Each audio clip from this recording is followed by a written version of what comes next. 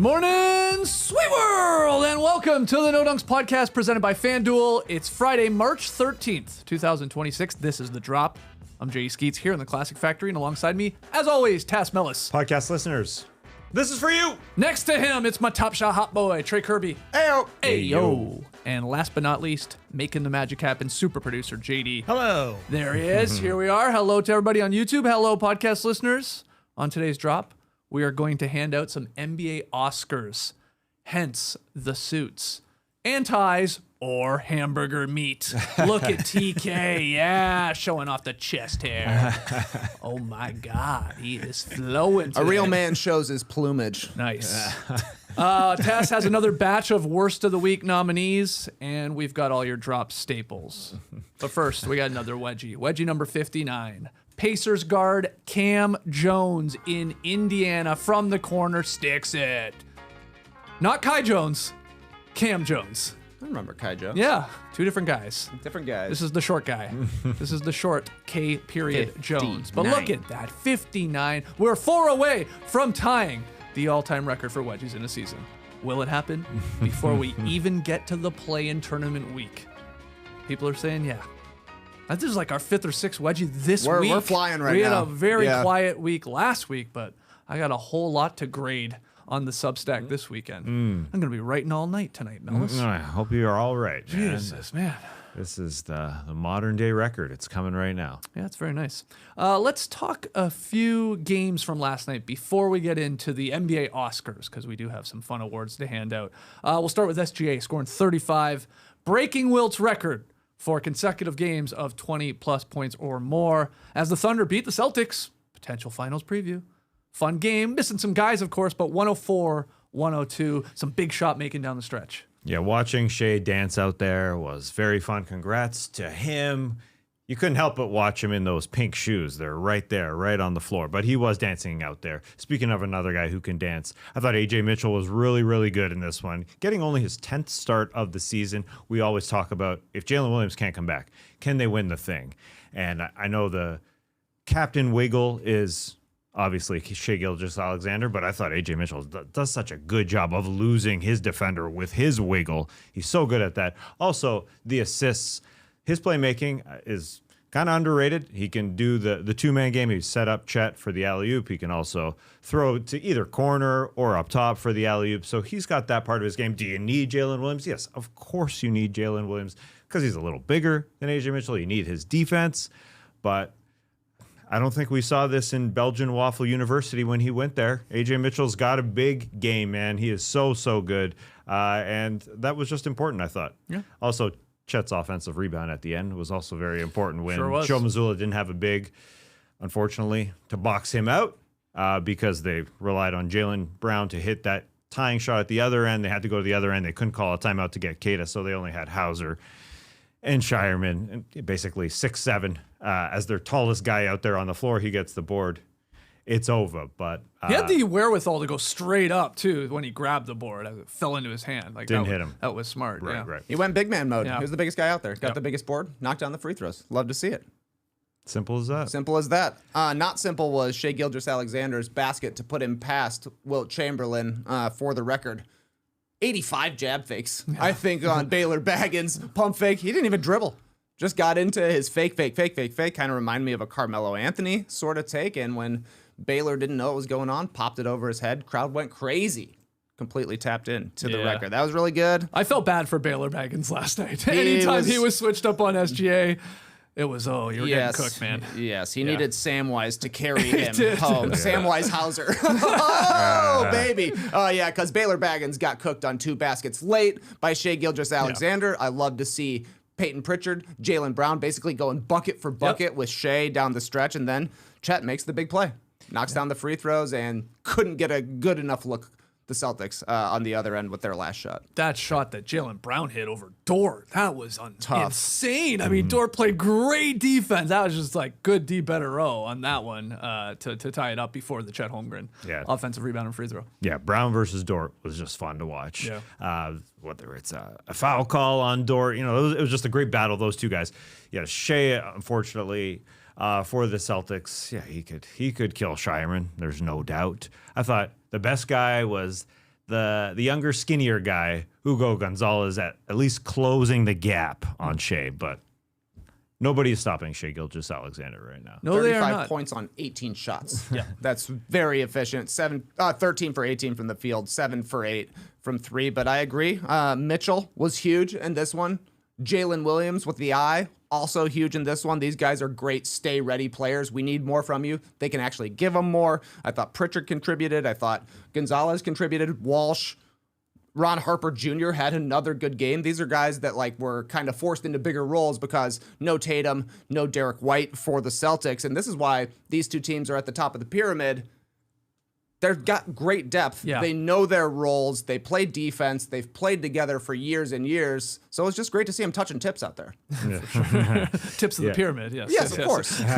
Not the Shaquille O'Neal hug, tip to tip, dick to dick version. And if this does happen to be a tip to tip in the NBA Finals, the Celtics can grab some offensive boards against this Thunder team because the Thunder are, if there's any weakness, they are middle of the pack at defensive rebounding. That's what they are. While the Celtics are 5th in offensive rebound percentage, they grab about a third of their misses, and they grab plenty in this one, 12 in this one. And so you try and wear down Chet as a game goes on, and hopefully Hartenstein is out for them, not out playing for them to help them out.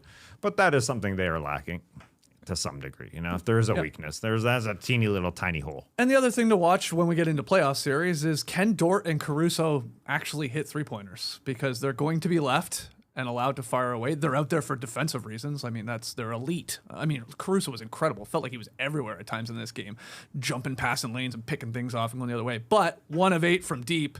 I thought the three-point looked rough from him last night. That shot, he missed a couple brutal ones. And then Dort only 2 for 8. So, that's going to be a part. They have other guys. That's the thing. They have Mitchell. They have Isaiah Joe. I get that. So you can go to them. But you need them for defense. Mm-hmm. And I think one of the two of them, when you get into the very competitive 7-game series, do have to come through in some of these moments. And I think they can. But that was rough. And they haven't been all that great from deep. Dort was huge in Game 5 of the Western Conference Finals. Is that right? He hit 5 threes or something like that. Yeah. Against the Wolves. So he can get hot for sure, but both Dort and Caruso were being guarded by the center from the Celtics so that center could help, and they're fine allowing those guys to shoot. But the nice thing for the Thunder is if Dort is having a bad game, if Caruso's having a bad game, they can get subbed out. Yeah. Everybody plays defense on this team. That's true. That is true. I mean, they're not Dort and Caruso level, but Wiggins plays hard. Mm-hmm. Wallace certainly plays hard. They have so many options that they can be down several starters in this game, and it's fine. We already talked a lot about Shai's Wilt Chamberlain streak when he tied it. We did a lot on that on the podcast. People are pointing out, is it all that impressive? Scoring is easier, the pace is easier, faster, 3-point volume and all that. That's true, but the fact that no other active player has come anywhere close to what SGA has done here is wild. Kawhi Leonard has the second longest active streak of 20+. He's at 43 games. The longest of his career. Right? Yeah. And Kevin Durant, the only 21st century player to even hit half of SGA's mark of 20+ points. He did that 72 straight. So it's just what makes the streak remarkable is the fact that everyone generally has a bad game or two here or there, and he has it in the regular season, or somebody just gets injured too, unfortunately.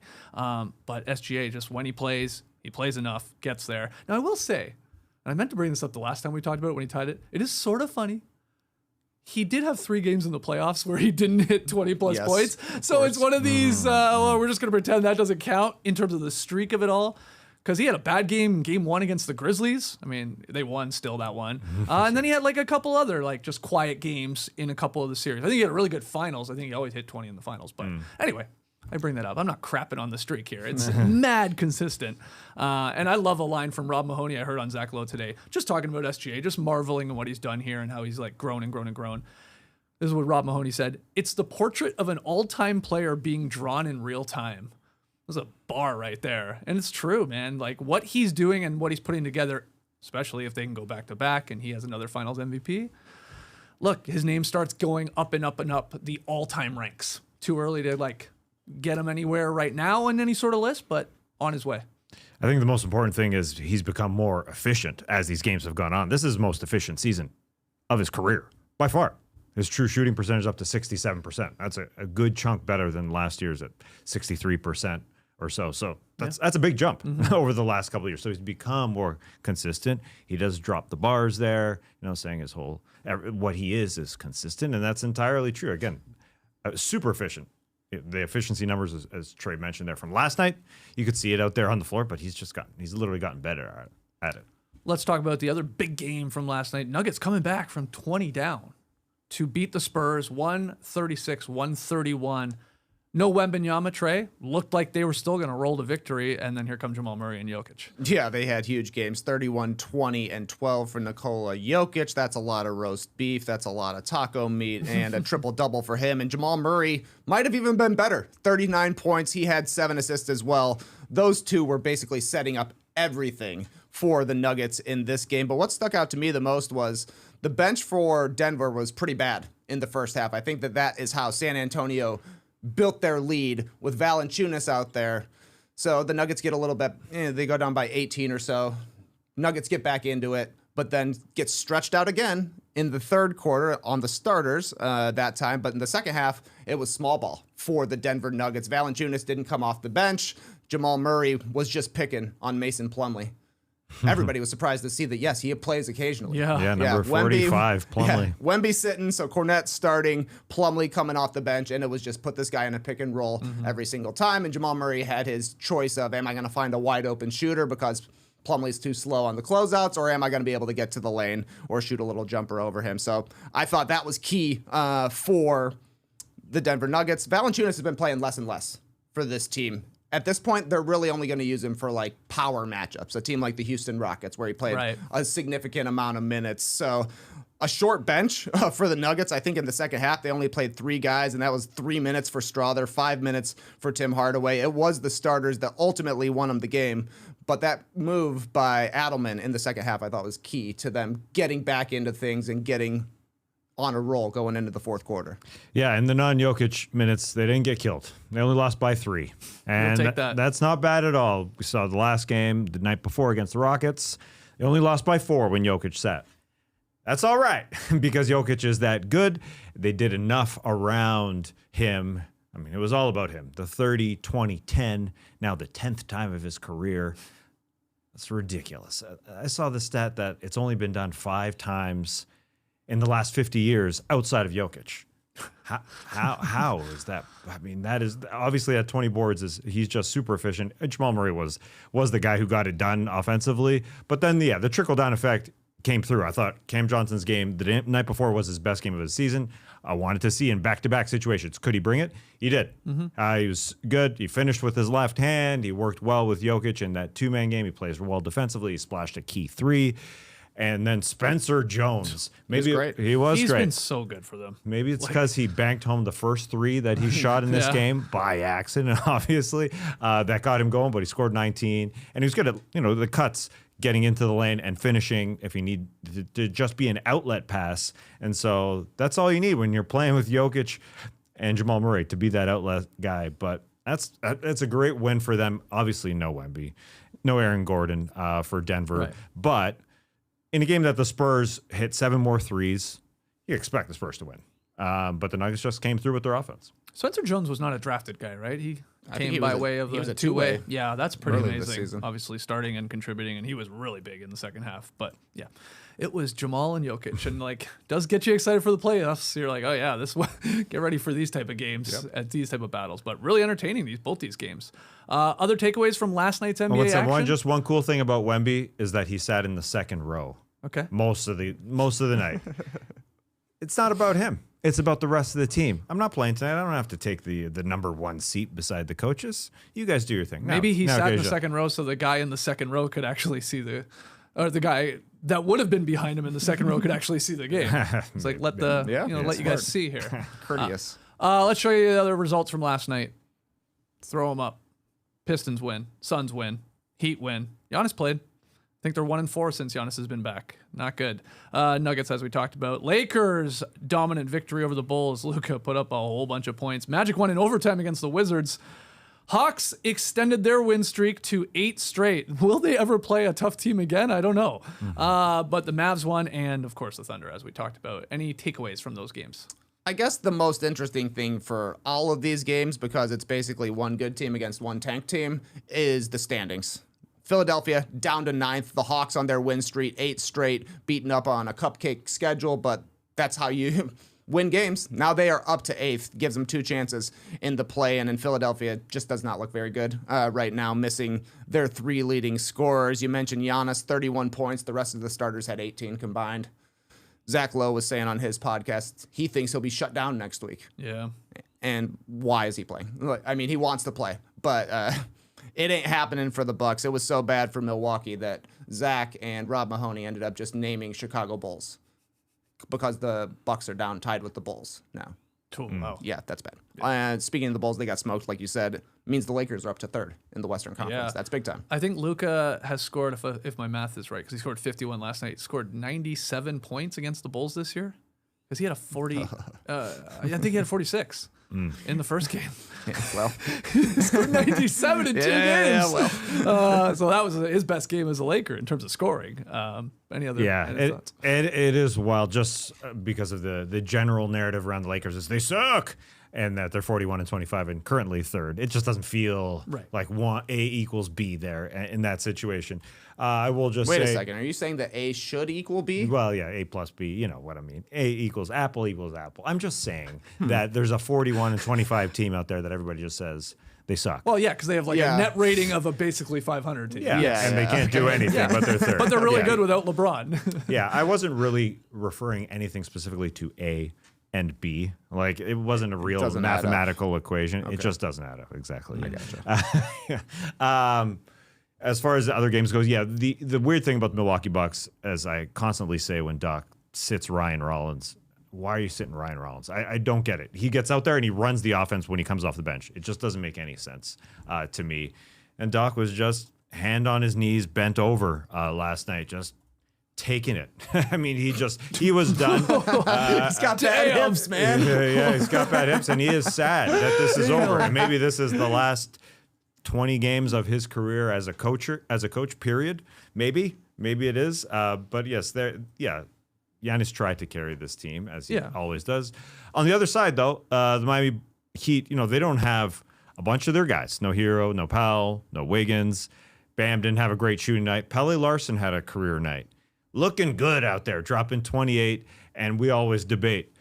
Pele Larson sort of that piece that could go to the bench because he's been starting all season, basically. And when Hero and Powell are healthy, does he go to the bench? I'm not sure because he is that connector. He doesn't have to shoot. But this was a 28-point game for him where he got it all done, and he was a key. Again, they're starting nobody. I mean, Bam, he can score 83 points, but sometimes he's not going to have a great game. Otherwise, where are they going to get their scoring? And he was really key to him handling.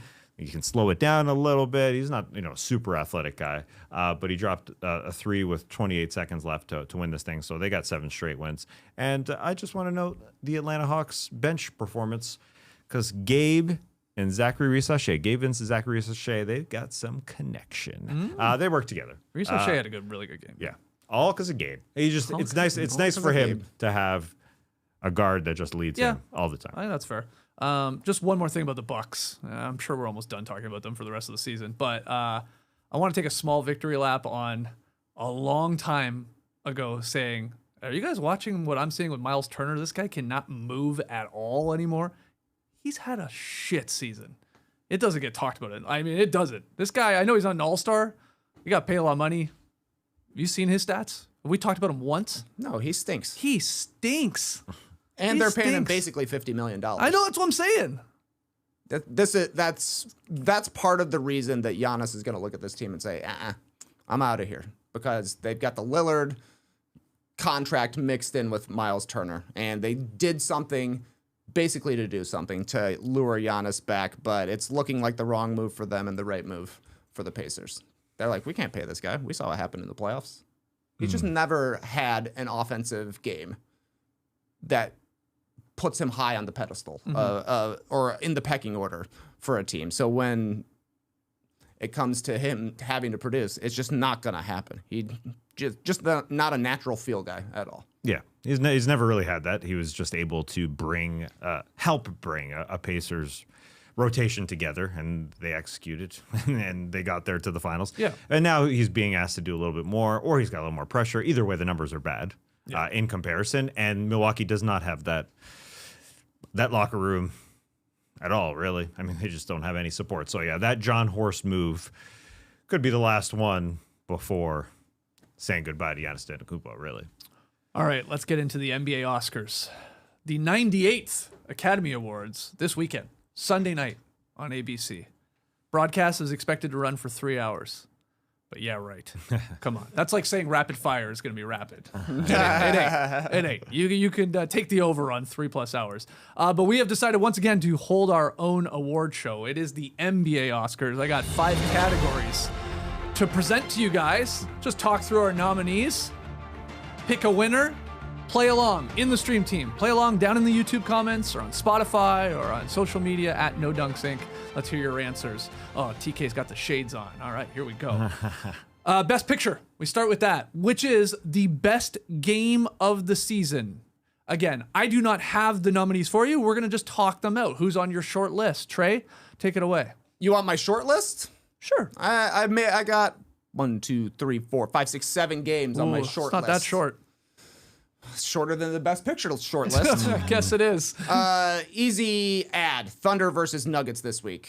Yes. Shai Gilgeous-Alexander step back 3 after the Jokic 3 and 1, which came after the SGA 3, which came after the behind the back flagrant foul from Lou Dort.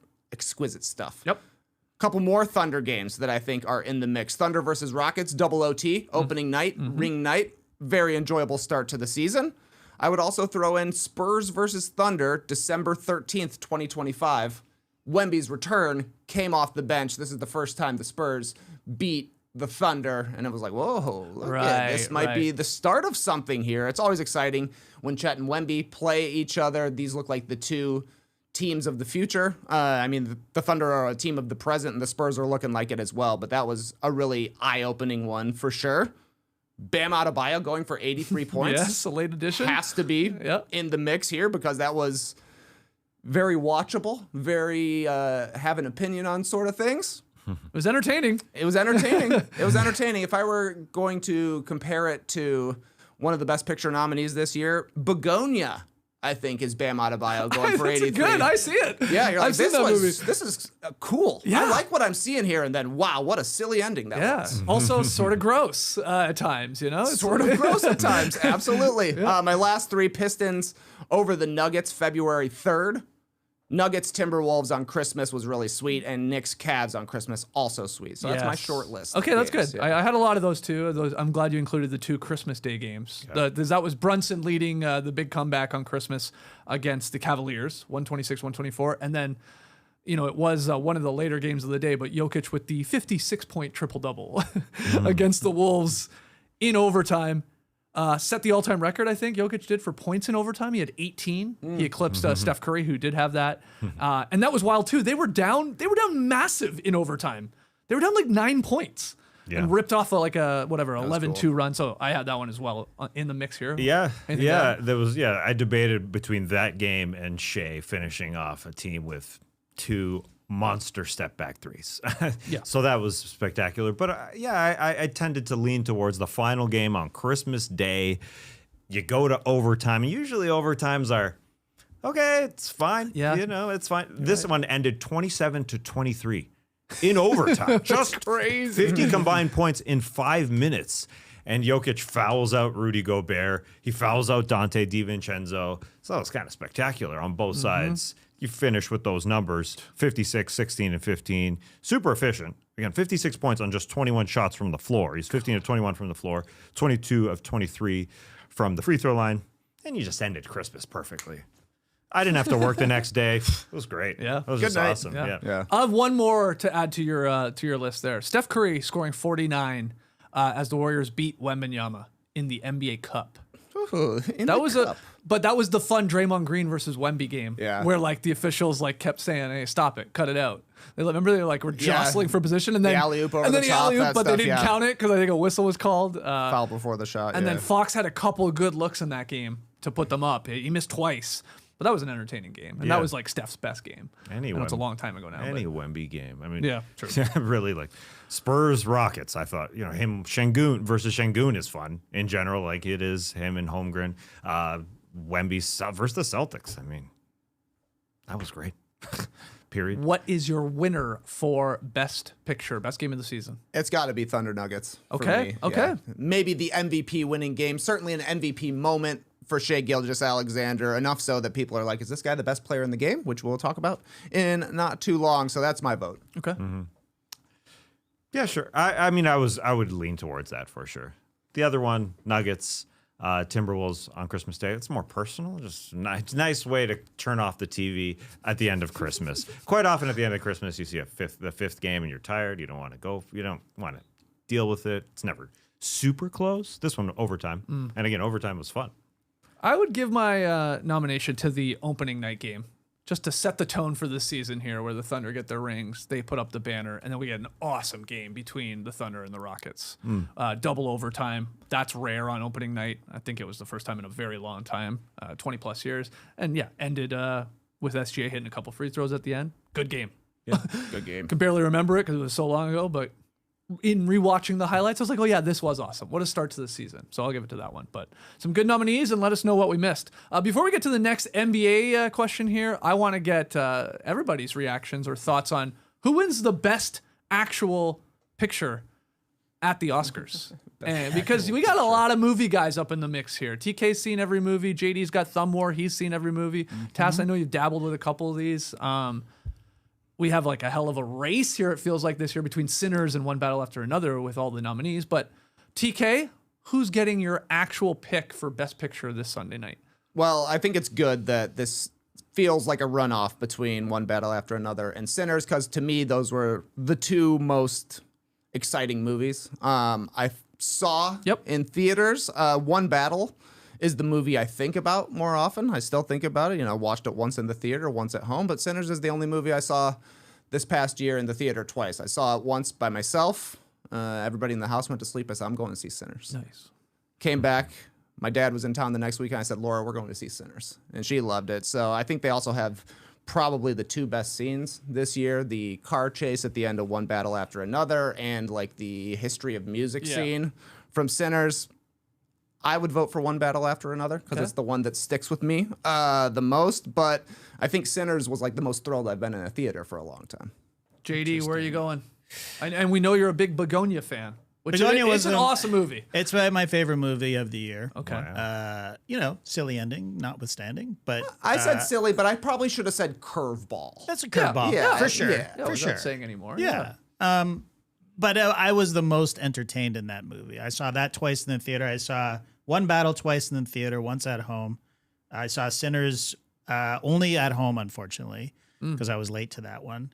I'm with Trey. Although the two scenes that you flagged, both my least favorite scene in both movies, the car chase and the montage in Sinners. Yeah.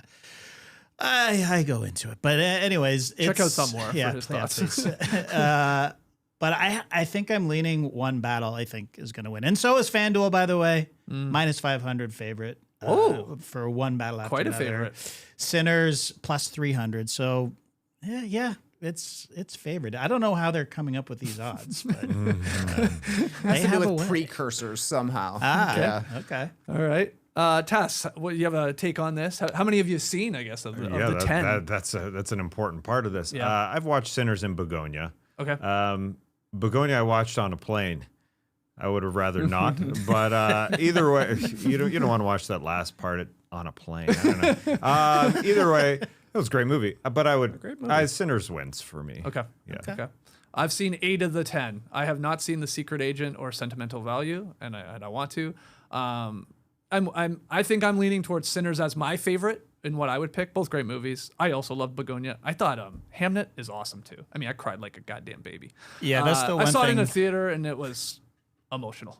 I wouldn't. I refuse to see it. I was basically crying at the trailer. Yeah, I got the gist. Yeah, you know it's, what I mean? it's amazing. Train Dreams, I loved. Yep, same. Dreams is awesome. Marty Supremo is very entertaining. A couple of the other ones I didn't care for, the F1 movie and Frankenstein. But anyway, I'm going Sinners. And it has the most nominees, does it not? 16 total? Most ever. Yes. Most ever. So we'll see how many they can take home. All right, can't wait. I'll say this: F1 was better than Frankenstein. That's Sure. that's the Yeah, only I'm movie sure. I would agree. I but agree with that. Yeah. Too long. Let's go to Best Actor. Back to the NBA Oscars. This means Best Player this season. Yeah, we don't have to go beyond the actual definition of the best actor. It's Shea Gilgeous-Alexander because, yeah, we don't have to get it twisted. It is about the entire team. It's about the entire movie. It's about the entire production. This guy leads the best National Basketball Association team. And right now, it ain't that close. Wouldn't that be Best Casting? Best casting. New award. Yeah, sure. Well, he leads his cast very much. I mean, plus 10.8 net rating beats the next team by, like 4 points. And that's important. That's like 37% better than your next team. So numbers suck sometimes. But in this case, I think it is important for a guy who's played the most, leads the best team, done and done. Okay. SGA. Who do you have as a nominee, and who's your winner? For me, the top three nominees are SGA, Jokic, and Wemby. Me too. I think Shai Gilgeous-Alexander clearly has the best team and the best built team around him. Like we've talked about, they've had starters out for the majority of the season, and they're still able to have a 3-game lead on best record in the NBA. He's hit so many clutch shots. He's given you 20 points automatically every single night. Usually it's more like 30. And he's contributing enough defensively that I put him ahead of Jokic and Wemby. And I think it's very reasonable and worthy that people are considering him the best player in the league right now, because it feels like he's going to make every single shot that comes off his fingers. Right. He's shooting 55%, and the majority of his shots are jumpers, either in the mid-range or three-pointers when it comes down to clutch time. So for me, SGA, best actor this season. Okay. And you've talked recently, Trey, about his one weakness was maybe the 3-ball, and now it's like his superpower. He's nice at it. Like, oh my God. Yep. Yeah, he shoots a good percentage, 38%. Doesn't take a high volume like some of the other guys, but in a clutch situation, he can get that shot anytime he wants, that huge step back, and hits how many, big shots. Like, he's the favorite to win Clutch Player of the Year at this point, I think, as well. I have SGA, but great nominees there. I love these top three right now. SGA, Jokic, Wemby. Now, Wemby didn't play last night, as we talked about. He's... has a couple more games he can miss until he's completely out of the running and wouldn't qualify for, of course, MVP or Defensive Player of the Year or All-NBA. I think he's got 2 more games he maybe is allowed to miss. It's tight. It's close, yeah. So hopefully, I just hope he gets there. So it's like, he's obviously the best defensive player. I just want him to get one of those under his belt here, and not for any other reason, just because he didn't play, because he plays 63 or 64 games. That would suck. And who would be your 4th and 5th nominees on Best Actor? Like, fill out the ballot here. Yeah, it's tough. Okay, so I do have Cade Cunningham as number 4. Okay. I think the responsibility he has for the Pistons and the way they took a step forward, when you really look at the rest of their team, there's hardly anybody else that's able to go out and get their own offense. They lost their second best creator from last season in Dennis Schroeder. They lost their best shooter in Malik Beasley, a forgotten player at this point. Now, Duren did take a step forward. That's been huge for this team, but I think it's Cade's mastery of the offense and his clutch time performance that has made the Pistons as good as they are. The 5th slot I do think is a little bit tougher. I have Luka there right now. He's had a really good run here with LeBron missing some time, though he did play last night. The Lakers have been better on the defensive end. Their net rating is slowly but surely climbing up. I think they're 15th, but he's hit, or at least been a part of, a lot of big plays during clutch time. But I have him just slightly ahead of Kawhi, Jaylen Brown, Maxey.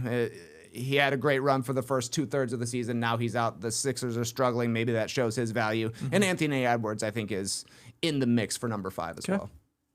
Agree with those guys. Selections. Cade and Luka would be there.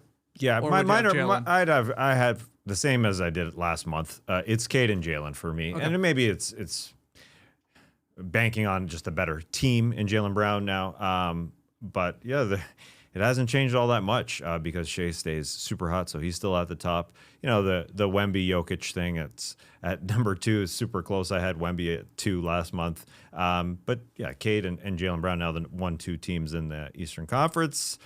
Jaylen Brown has been ridiculous. No one, and maybe this is just me jumping on the story here where Jaylen Brown being the number 1 guy for an entire season wasn't expected to be this good. It just was not. So maybe it's storyline for me, but he's got to get some votes. Best supporting actor. Sort of 2 ways you can approach this one. Just the best secondary player, so obviously not the best guy on his team, or even like a best never all-star. So where do you want to go with this one? Who are your nominees? You want my nominees? I got 5 of them for you. Jalen Duren, I think, he is an all-star, first time this season. I think he's been definitely the number 2 guy for the Pistons, and he's taken a step forward offensively, which I think has really improved their outlook, and he's gotten better defensively as well. That's why they're one of the best defensive teams in the league this season. He was a question mark on that end for a while, getting lost in space, which is kind of a good movie, actually. It's an Alan Rickman joint, I believe, right? But Jalen Duren, he's taken a step forward. Chet Holmgren, also a first-time all-star this season.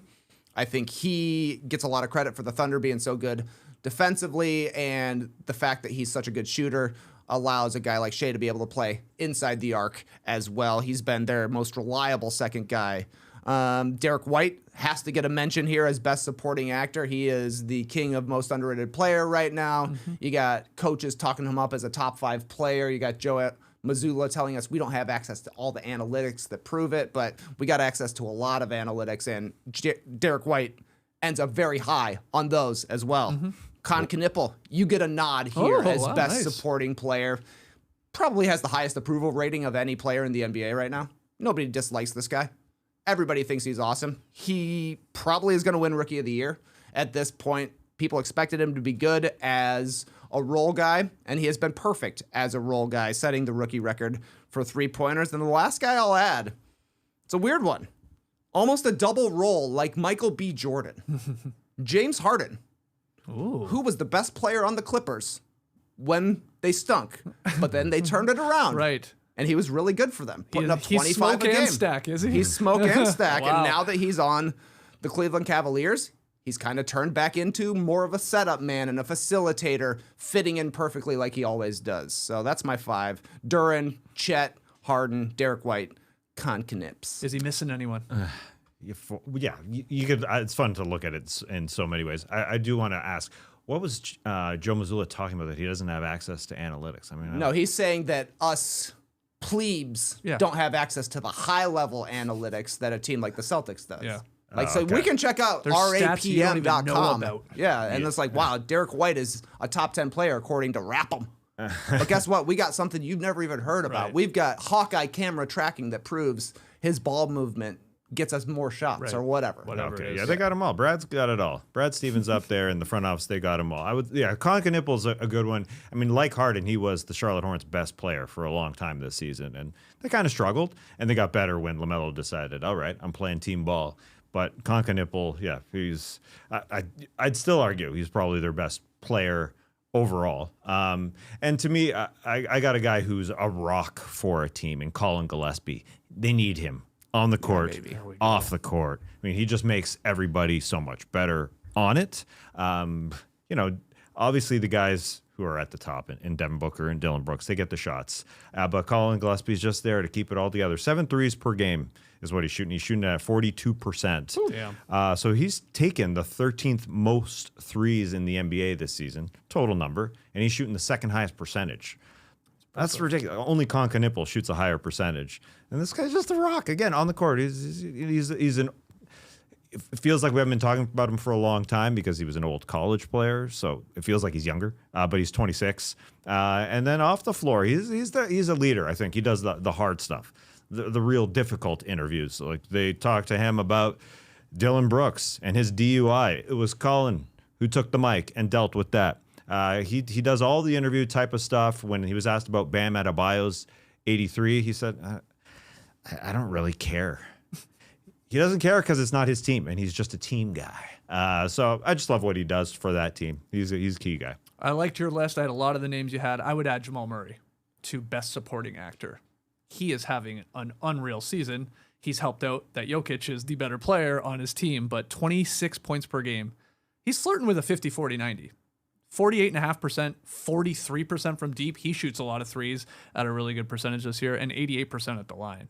And he just wins them games at times, and they're an unbelievable duo. So maybe he's one of those best supporting actors in a movie where you're like, hold on, I thought he was the main actor. What's going on here? And some nights he is. As for a winner, who would you pick it? I would pick Chet.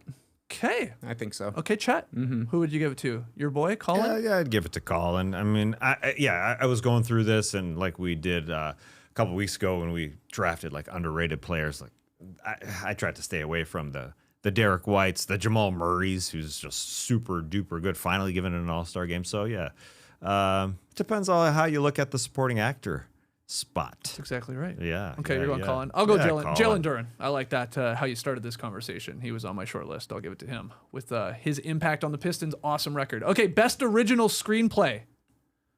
This is your favorite storyline of the season, because as we all know, this entire thing is scripted. So what's your favorite? I'll swerve here. I mean, I think some ways basketball fans have just gotten back to enjoying basketball a little bit more. Like, we don't have to hear broadcasters say, analytics say that's a bad shot. You know, they don't say that anymore about mid-range shots. That's nice and gone. We don't need to do that anymore. And so you don't hear that. You just can appreciate it a little bit more. You know, sometimes we get a Bam Adebayo night where people are annoyed. Oh, at least passing Kobe, that kind of thing. But I think broadcast production-wise, like just on court, I think just overall, basketball is good again. You know, I think that turn into the NBC world where we're more appreciating the history of the game and that type of stuff is just, it's nice as a basketball fan not to have to hear people who don't like the sport as much, more young former players doing a little X's and O's, that kind of thing. So the whole, like, there's just some more basketball. So you've been a fan of Prime love coming in with these NBA broadcasts and NBC, of course, coming in and having different voices in the space that are uplifting the game a little bit more. I think we all are. I think specifically that whole thing, just as far as like, okay, if you don't watch pregame and postgame, I mean, that's why I kind of I didn't include that as my whole spiel. But if you just watch games and you just hear the broadcasters, even those guys, even they've gotten younger. We got Wesley Matthews on the broadcast. Just guys that, number one, appreciate it, and again, don't have to see a Jaylen Brown or a Shai Gilgeous-Alexander or whoever shoot a mid-range shot and say, analytics say that stinks. And so it's a little bit just more appreciative of athletes and good athletes. So yeah, the whole thing. Do you have a favorite storyline or nominees? My favorite storyline is the Charlotte Hornets going 23-11 in 2026. They turned the corner basically as soon as the calendar flipped over, and they've just been a super fun team to watch. It's like all of their young guys suddenly started hitting at the exact right time. LaMelo Ball, for me, is their best player, but he's definitely helped out by having a real team around him. Brandon Miller being able to stay on the court for the majority of this season. Con Knipple looking like a veteran as soon as he touched foot in the NBA. And then, they upgraded Diabate to a starter, and it turned out this guy can do more than just offensive rebound, though the offensive rebounding is huge for this team. I think it's cool to see a Hornets team that the only thing we talked about them for the past few years is, can LaMelo Ball stay healthy? And listen to Eric Collins making these incredible calls. Now he's making these incredible calls for LaMelo Ball, staying on the court and playing winning basketball. So I think everybody's a big Hornets fan this season. Yep. I went back and checked our last NBA Oscars. Like, who do we have for original screenplay here? Best favorite storyline. We had the Pistons. Sure. Or I took the Pistons because they were like, obviously this team finally gotten it going last year, finally getting some wins, obviously put up a great fight in the first round, and pretty, similar here to the Hornets as sort of this now, oh yeah, they finally maybe turned a corner here. Knipple, big part of it. Brandon Miller being healthy and LaMelo being healthy, and Charles Lee's got them playing well. And that starting lineup is elite. So I had the Hornets too. One other one here, shout out to our guy Shu, the East versus the West this season. Especially Surprising. Most recently. Yes. Let me give you some stats from Shu. Awesome write-up on NBA.com. So, like most seasons, the West was sort of killing the East early in the year. They had an awesome record against them in conference play. But since January 20th, the East is 82 and 60 against the West. That's a 58% winning clip. So over those 50 plus days, the East has had 5 of the top 6 and 7 of the top 9 records in the league. And this is wild because the West has been the dominant conference for the last nearly 30 years. It's 27 years now. Over that stretch, the East has had a winning record just 3 times. So even though they still have a losing record through Wednesday, this is the East's 4th best season in the last 27 years. I can't believe that. It's super close though, right? It's 49%. Yeah. So they're not at 500 yet or over 500. We've only had 3 times where the East had a winning record against the West. 22-23, 08-09, and 21-22. So anyway, just a fun note there that the East, some of these teams, they've gone on some hot runs here. And yeah, some of these West teams are, hit a little rough patch or for whatever reason. But that's a fun storyline. I went with the Hornets ultimately overall, though. Yeah, I mean, but the Hornets also factor into the East, Yeah. right? They are 10th and they're over 500. You can't say the same about the West. The 9 and 10 seeds right now are under 500. But it's also kind of weird because I think that the top 3 title contenders come out of the Western Conference. Yeah. You know? That's probably fair. Spurs, Thunder, and Nuggets would be up there. And they probably have the bigger stars in the Western Conference as well. So it's good to see the East at least getting back in the mix competitive-wise. Final one, NBA Oscars, Best Visual Effects, Best Play / Highlight. Now, you could probably give me 20 nominees. We love our highlights here. We love No them. Dunks. Give me a handful or give me your winner. What do you got? Well, Justin Champagny is number 1 in dunk score this season. I saw that. Now, hey, Dunk score. he took DS. off super far. Yeah, that's He a did. good dunk. He took off very far. Very good. I think he scored very high on the takeoff or whatever, distance, I guess, in dunk score. But Distance and challenge height, I'm sure, Yeah. are huge for him. So that's kind of like checking the box office numbers. They're like, wow, respect. You had a great James Cameron. You really did it with Avatar Fire. yeah. I was going to say that. Justin Champagny is the hot Navi of the there you go. NBA. There you go. He didn't make my list of nominees, but I simply had to mention it because I checked the dunk score today. My 4 nominees, Anthony Black's dunk on 4 Grizzlies. That's my winner. Yeah, that one's pretty cool. Yeah. I would also add in Tyrese Maxey's chase down block against the Golden State Warriors. The Sixers get a bucket really late, but a smart move by the Warriors. They inbound it way up the floor, and Maxey just flies up, smacks the ball off the backboard. Very, very cool. Good. Little defense. Yeah, a little defense there. My personal best play I saw this season, Jalen Smith dunking on Embiid on my anniversary. 3rd in dunk score. Very nice. It's a huge big time dunk. The one Embiid comes over to challenge it. Yeah, and Smith goes baseline and goes over the top on That's a him. big I one. was patting my head after that. You were there. I was there. Oh, that's cool. I was there. And my winner for best visual effects, Musa Diabate and Jalen Duren fighting each other. Oh, what a swerve here. This was the coolest thing that happened this season. That was A awesome. legit fight. A legit fight. 2 very angry guys. It lasted for a couple of minutes. That was enjoyable. Guys running in, Yep. starting Yeah. it back up. Yeah, it was good. Great moment. Great moment to watch basketball. Real fight. Do you think Jalen Duren fought? He didn't. Oh really, no, he backed away. He was scared. Yeah, He was okay. scared by Diabate because if that guy would have gotten loose, Okay, real fight, no. NBA fight, yes. Yeah. The most Jalen Duren of a didn't- fight. He didn't want to get into it. That's for sure. Guys He were didn't- suspended. I mean, that's the other part. Isaiah Stewart got the most. You guys called it. The history, the reputation of Isaiah Stewart got him. But Jalen Duren, he ain't about that life. He just didn't want to get into it with Diabate. So, a good movie.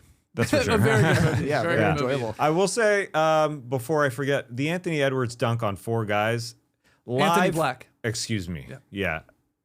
Live, it was fine. It's more about the picture. The photo is The photo amazing. makes it. Yeah. I mean, it was a good dunk, but yes, Yeah, I right. hear you. Yeah, The photo looks incredible. It does. Oh, It 4 does. guys are jumping all around him, and he somehow Yeah. throws down. And that's in Europe, right? That game? Was that in Yeah, it was. Berlin It was. or London? Was or it in something? Yeah. Germany? Yeah. Where Anthony Black has spent his youth.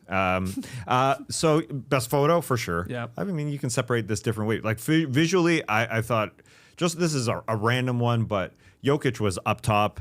He was being defended, and Gordon cut back door to get into the lane for a 360 alley-oop. And that was just awesome. It was a 50 in the dunk contest. He had a 360 alley-oop. Unless Wade is a judge. Yeah.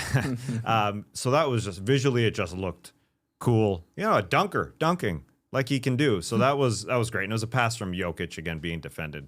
Maybe 100 in the dunk score. Story builder, I liked Andrew Wiggins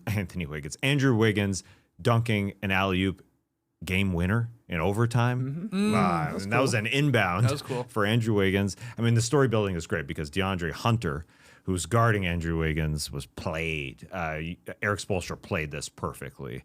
He said, all right, 3-4 seconds, DeAndre Hunter's just going to forget about playing defense. Andrew Wiggins went in. And again, an alley-oop to finish a game. Pretty cool. So that was one of the many, like we said, there's so many. Oh, yeah. The NBA is also doing a very good job of adapting to kids watching the game. Like, they're just doing so much better at game packaging. I'll do a segment on game packaging. Like, they're just doing such a way better job of giving fans what they want, how they want it, and there's so many clips. Like, Wemby's been dunked on. Jalen Duren's got a dunk on Wemby. I thought that was. Yeah. I was awesome, going to too. say when we could have an entire category just for Wemby. Yes. For being completely honest. Oh, yeah. He has like 7 plays where you're like, I've never seen somebody Plays you've do never that. seen before. Yeah. Zion's got a nice tip dunk on Wemby, which is cool. Yeah. Yeah. I'd also throw in the mix Bam Adebayo dunking on Khalil Ware. And Oh, then- yes. and then, like, he's like, Yes. I dunked on you. On his own guy. I think, it's more recent, but Anthony Edwards' 2-hand dunk on the Raptors and RJ Barrett. Yep. I mean, I just love a 2-hand dunk like that. I immediately think of Latrell Sprewell, and it looks awesome. And it looked like Jordan, as I said at the time. And then one more for you. Somebody tell me the distance from the opposite end free throw line to the other basket. How long is that? 80 feet? Is that about 80 feet? 94 minus 15. Yeah, okay. Yeah, but 79? Yep. Yeah, well, 94 is all the way to the baseline. That's- So it's a few. So, okay. If we're getting technical, Let's call it the Harden 75. pass. The Harden Yeah. pass. The James Harden alley-oop That's to nice. Evan Mobley. Yeah. So good. I mean, that's pretty unreal. And I know Jokic has done one of those before, throwing it basically that distance. That's very, very far. awesome. You just do not see that all that often. So that's another one.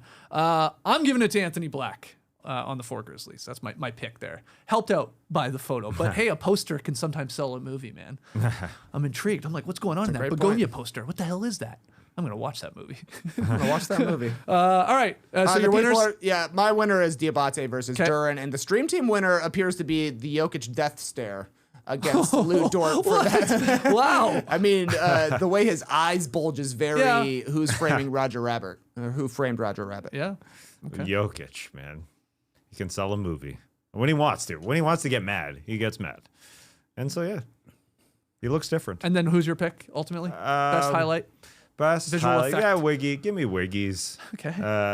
Yeah, an inbound buzzer beater in overtime. Just writes itself. There it is. Those are our NBA Oscars. Always love doing this. Hope you enjoy the actual Oscars on Sunday. I'm sure we'll talk a little on Monday about some of the results. In fact, you know what? We're carving 10 minutes out right now. Wow. To talk about them. 'Cause I'm actually excited to watch this here, 'cause having seen a lot of these movies and having this nice little battle here between these two teams. Two teams. One battle. That's right. One battle, 2 movies. I haven't watched an Oscars in like 20 years. Yeah. Okay. I probably- Are you? No. You know you won't. No. Okay. Who's I need to hosting- see Golden live. I'm sorry. Oh, Huntrix is performing. That's on, man. interesting. Okay. And Huntrix. what's the name of the song from Sinners, which I actually love? I Lied to You? Is it that You one? Lied to Me? You Lied to Me. Oh, Yeah. yeah, that's a good song. He's performing. So that's pretty cool. Miles, is that the guy's Yeah, name? Miles Canton, is it? Something like that, yeah. Yeah. Let's take a break. And when we come back, worst of the week nominees. FanDuel is giving all customers a profit boost every single day through March 15th. March 15th. Recording this on March 13th, so only about, 48 hours of boost left. Maybe it's fewer than 48 hours, depending on when you're listening, because from now till that final NCAA 68 is revealed, you're getting daily profit boosts for a chance at boosted winnings on your college basketball bets. You can build a same-game parlay for a shot at a bigger payout, or try the live betting and jump in after tip-off. However you want it. Best of all, with FanDuel, you get paid instantly when you win. Just visit FanDuel to get started. Okay, we have done our NBA Oscars, talked a little bit about last night's games, but let's get to a drop staple. It's time for Tass's worst of the week. Ladies and gentlemen, the worst of the week. First worst of the week nominee, Draymond Green, was on Fred VanVleet's podcast, and this is what he thinks of parents comparing their kids to him. Sometimes parents come up to me and they be like, yo, my son played just like you. And I think to myself, like, your son is ass. So that's Draymond talking to Fred VanVleet and his longtime friend, Marquez Beeks. I love Fred VanVleet's laugh. You can hear his laugh. I can't even do it. You were wondering the other day where the podcast was. Yeah. That's true. First hit. Oh, You yeah. said that was Van Vliet's, yeah? That was Van Vliet's, Yeah. yeah. I was wondering when the next episode of Fred VanVleet's podcast was coming up because I've been wondering, is he coming back to play basketball? And I've heard some rumors that earlier in the season he said, I'm not sure if I'm going to do the episodes if I come back. So I'm trying to put all the pieces together. Okay, is he not doing an episode? Maybe he's coming back, but then he does an episode, still doesn't come back. Who knows? But it took him there was like a month between episodes, I think. Or like gap, huh? Big gap. But he brought on Draymond Green and he had a good laugh. Are they doing a home and home here? Yeah, did they tag each other? Yeah, or is the Van clips? Vliet going on Oh. Draymond now? Like good podcast bros would do. Yeah. I don't know. It's so funny watching Fred's podcast, though. They're just lounging. Oh, yeah. Like a lot of They're podcasts. chilling. It's the most chilling podcast, Yeah. I think, of any NBA player. I'll never forget Kevin Durant's appearance on that. He Oh, was God, yeah. horizontal Yeah, the mic way was he like- was yeah. recording. So I don't know. Maybe they just got gigantic couches or something like That's that. part of it. They got a deep couch. They got a real deep couch. Yeah, like our friend Ken when he used to have those deep, like you couldn't sit. It's almost uncomfortable. As weird as that sounds, it's almost too deep. Yeah. You'd go to Ken's to watch a basketball game. Oh, yeah. You want to be into it. Yeah. But Yeah, you're just almost so Energy is lacking. Way far back. That's where Matt Austin fell asleep watching Game 7 of the 2010 NBA Finals, right? That's Can't right. blame him, huh? But he wasn't even on the couch. He was on the floor, He was on yeah. the floor with his little hand in his pocket. That was the best part. Hold on. What is the worst part of this, though? The Nothing. Draymond- okay. It's just good. Well, it's kind of Draymond Green calling out parents in a way. Okay. Right? I mean, this is funny, though. It is funny. He's being self-deprecating. He's like, oh, your kid must suck if you're comparing him to me. That's the funny part. Hold on. You think That's that, what he's doing, in my opinion. Yeah. Oh, no, well, he's considering What's his your games. interpretation? Well, that their kid sucks because Draymond Green. Because they could. Yeah. No, just that in general their kid sucks. Oh, I mean, that's not you how think I'm he's reading it. he's being calling his own? self-deprecating. Yeah, I think he is too. He's Yeah. calling his own game out. A parent Like, comes his up to game's him not that good. proud of like, hey, my son plays like you or my daughter plays like you, meaning what I take it as like smart, hard, whatever. But he's like, Defense. that's great, but your kid sucks because they probably can't score or shoot or anything like that. Yeah, and he's That's how I'm certainly reading it. thinking, when I was a kid, I was the best scorer on my team. Right? Like, I bet Draymond Green was an awesome offensive player in high school and when he was 10 years old. Probably, yeah, right. I mean, he averaged 16 a game his senior year in college. The dude could score. He's an NBA player. You see like a career high for a guy like Luke Kennard averaged 40 a game in high school. So Draymond's like, if your kid can't score when they're young, Yeah, they're They not suck. making the league. Yeah. yeah. Okay. Yeah. All right. Well, Well, I'm just glad we got the clip. That's that's Yeah. a hilarious that's clip, why I we think. need that clip. Another hilarious clip. Nominee number 2 here in ESPN studio. Shaquille O'Neal was shooting some threes. That's what they were doing. And then when he made his three, he called out his colleagues, our broadcasting friends, Richard Jefferson and Tim Legler, but he didn't call them by their actual names. I can't make three. Jeff Richardson, Tom Legler, we coming for y'all. It was very funny calling Richard Jefferson and Tim Legler, Jeff Richardson and Tom Legler, just talking trash to them. And he kind of ends it there by saying, we're coming for you. We're going to play you 2-on-2. I guess they're planning on some sort of, I don't know if it's a shooting competition, most likely, him and Kenny versus Legler and Richard Jefferson, because he threw out a date there as well. So I think they have something on the go. But this came about, correct me if I'm wrong, did it not come about because something was said in the broadcast about like futile 3-point shooting or something? And like, that's like, I don't know, like Shaq shooting threes or something. And then they went to them obviously in the studio and like the whole thing was like Kenny's like, he can make one 3-pointer out of 15 attempts. And like he hit it on his like third or fourth shot. It was something think it was like that. yeah. Okay. Yeah, like that was the crossover of why he was shooting threes. Okay, to so begin maybe they with. don't have an event planned. But- maybe he's yeah. just saying, we'd kick your ass if we did play But- on March 19th or Yeah. whatever he said. But here's the real question when it comes to Shaq. is he being funny here and purposely changing their names, or does he maybe think their names are Jeff and Tom? I'm sorry, it's in play. No. Hard to tell. No. It's if you go back on the clip, edit out the part where he says Richard Jefferson's first name. Okay. First time he goes Richard. Okay. Then he corrects himself because he knows what's funnier. So he goes Jeff and Tom, and he hit it on his second attempt. Okay. Oh, wait, a second. I think so. Yeah. Oh, okay. There was. I know Kenny had to go Which is chase pretty one good. down. Yeah, I think that was number two. maybe it was two, Where he yeah. rattled. That was a rattler. Yeah. Jeff Richardson is a pretty funny slander nickname for Jeff and- Richard Jefferson. Jeff and that's Tom funny. is hilarious. Yeah, he should do a smoke and stack thing. Jeff Richardson versus Richard Jefferson. Okay, he's got a podcast now. He does. He was an early NBA Road tripping. player podcaster. Yeah. But he also does like sit down videos Comedy. with a white background, right? Yeah. Does he still do that? Yeah, he still he does. did. Yeah. Yeah. He still does. Nice. Yeah. There's a fern in between him and the guest. Okay. Yeah, there's recently one went up. All right, last nominee here. It's the camera person in Atlanta that we know so well and close. And it's because the NBA ref Sheree Mitchell went down after colliding with this camera person after hitting her head on the camera package, I guess you'd call it, on his back that he's carrying. So she's running down on the sideline, right courtside, and she's looking at the play, and the camera operator is right there with that huge package on his back. So she goes head first into that package and goes down hard. I do think Sheree Mitchell continued the game after that because she was rattled. They took a break and she was pissed off and rattled, no doubt. Yeah. She smoked it. Yeah. She had no idea it was there and probably shouldn't have been there. And we know this guy. That's Larry. Yeah. That's our good friend Larry. He's been on the podcast. Yeah. He has. Yes, he has. That's Larry French. We love him. He's the Yeah. best. But yeah, I guess he was filming Jalen Johnson's dad there and either lost track of the time or the game like picking back up. Yep. And he not that he was on the court, but obviously, yeah, all the equipment is like hanging over there. And a ref is going to run right along the baseline anyway, or the sideline, and just smoked it. It looked like it hurt. God, yeah.